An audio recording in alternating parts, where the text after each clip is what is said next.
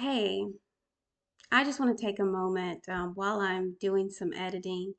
I'm taking a quick break and I want to address some people reached out to me after, of course, I posted my testimony um, about my particular time at Nashville Life Church. And I'm grateful for any of who contacted me with genuine support. That being said, some of you were wondering, well, what exactly happened? I referenced in that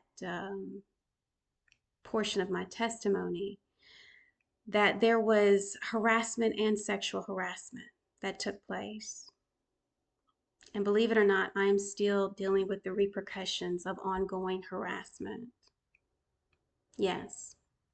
But during that time, I was sexually harassed by CC Winans herself. And to this day, she has never been held accountable. And I've been pretty much given all indication that she will not be held accountable due to her status, due to her power, and due to her influence.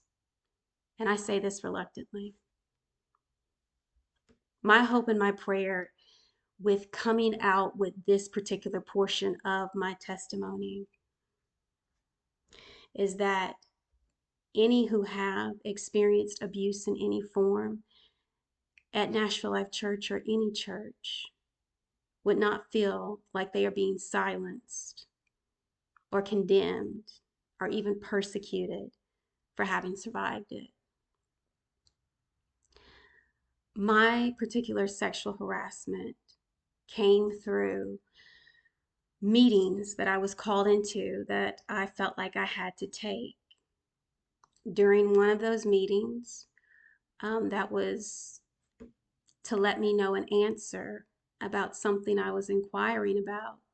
It actually held another female elder of the church who worked for an HR department of a major corporation.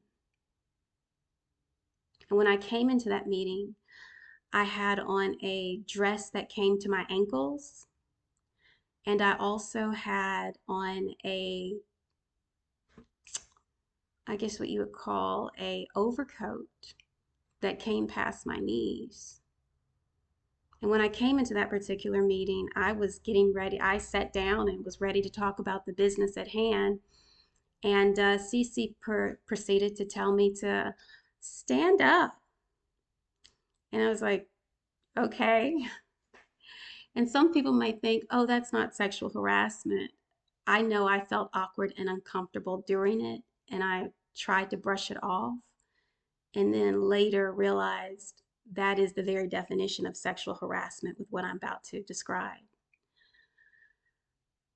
So after sitting down, still with my coat on, she said, oh, stand up, let me see your outfit. And I was like, okay. And then she said, take your coat off. She didn't ask me to. She said, take your coat off. And I was like, okay, you can see my outfit now, but you are one of the lead pastors, so I'm going to comply. So I took my coat off and she said, oh, look at your figure. Okay, spin for me, twirl around. And that's when I felt extremely awkward. I felt extremely just uncomfortable in that room.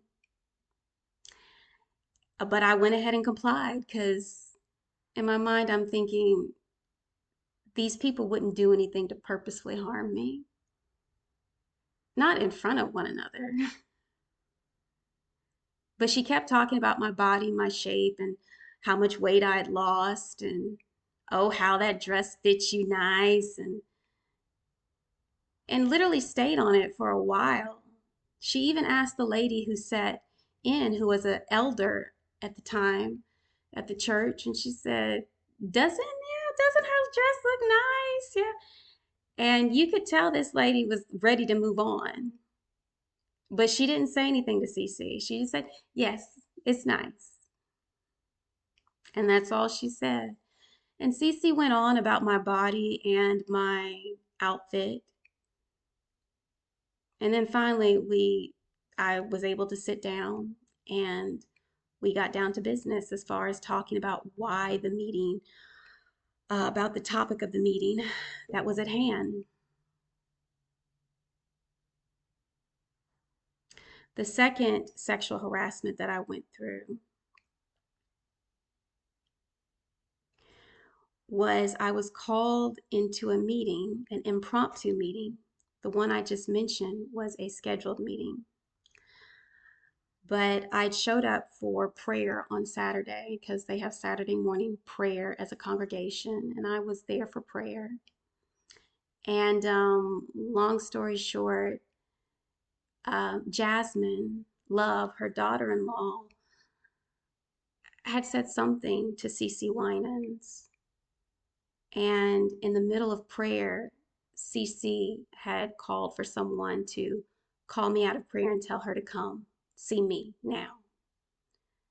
And thinking that, okay, like this doesn't feel right, but not wanting to be disrespectful to an elder, I went ahead and complied and began to come back to where she and the original elder who was in the other meeting, along with Jasmine, her daughter in law, were waiting for me. And her daughter in law had a complaint against me. And that particular complaint, it was now, I want to say, the third time Jasmine had brought a complaint. I'd never had an issue with Jasmine. I've never complained about Jasmine. But I would say this is the third incident that she brought to Cece. And Cece then confronted me directly with, I'm sorry, Cece confronted me with two of those issues.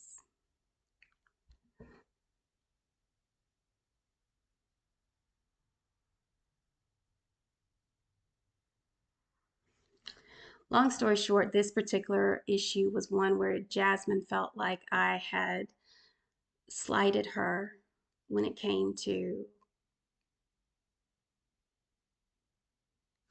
hugging her. Long story short, she complained to Cece that I did not hug her when she tried to hug me. And that was not true. And Cece called me out in the middle of prayer, didn't wait to the end of the prayer service, as she has been known to do with other people my age.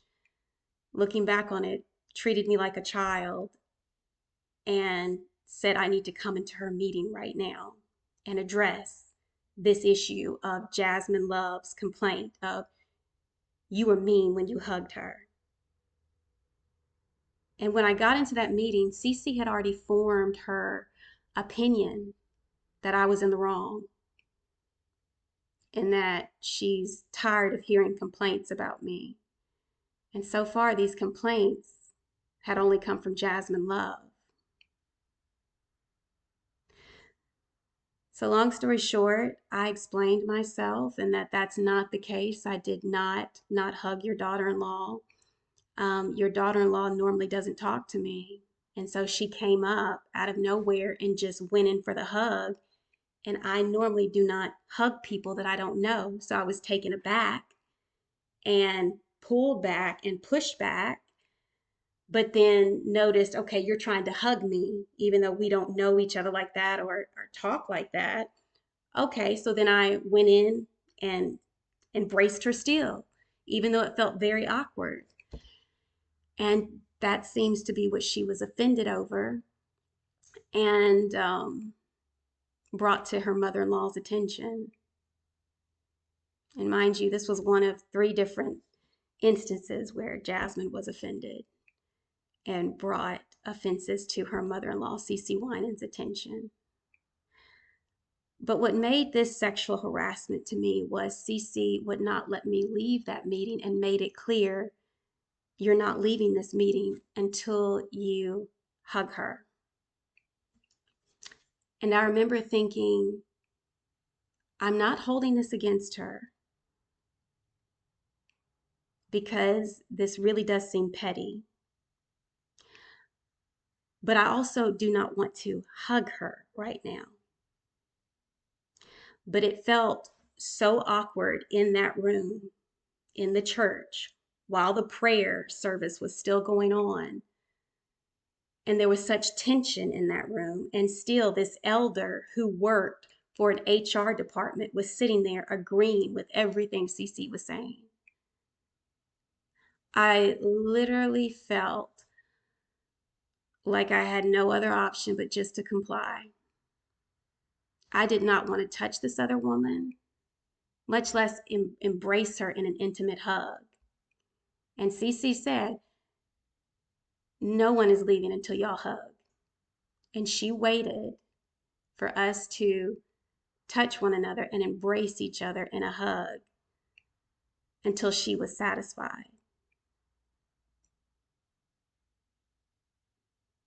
I know mothers with toddlers who have learned in this generation, if your child does not want to touch somebody, do not force your child to touch somebody. And that's different from the previous generation who literally would say, you do what I tell you to do, when I tell you to do, how I tell you to do it. But in this day and age, with all types of abuse and sexual harassment running amok out there amongst many of people, we've become wiser with mothers like the one I described at first.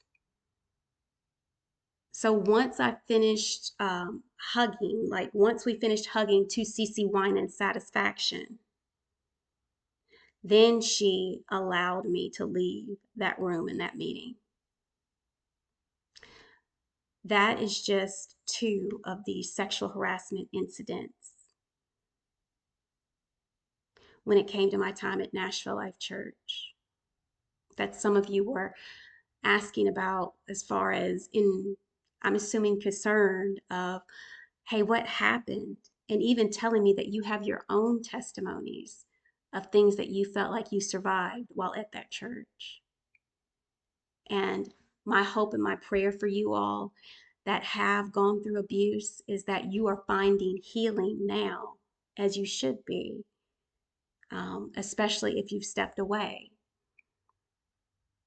But to answer some of the questions, yes, there was harassment and sexual harassment. And unfortunately, the sexual harassment was literally the tip of the iceberg, the surface level of some of the harassment that I experienced, and didn't realize that I was going through true abuse and spiritual abuse until stepping away.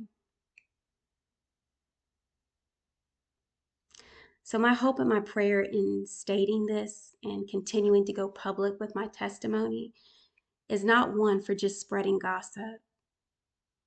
But like I said, unfortunately, there's ongoing harassment that is still continuing to this day. And I want my harassers to know that I believe in a God, that none of this took him by surprise, and that he is greater than any situation that you would try and present as if you are God over. And for anyone who has gone through abuse, whether it be at a church setting, in a home setting, in a workplace setting, or wherever, whether it be sexual harassment, sexual abuse of any kind, or abuse, whether it be physical, verbal, or mental, my hope and my prayer for you is that you would hear this message and that you would take courage and know that someone is empowering you through her testimony to speak out about yours. No matter how powerful the entity that did the abusing may seem. Whether you believe in God or not, just know my prayers are with you, whether we've met or not, in the God that I believe in of the Bible, to give you the courage and the faith to step out and step up, especially if you are still being harassed. So By all means, God bless. And I pray that this portion of my testimony, like the rest of it, will help somebody who needs it.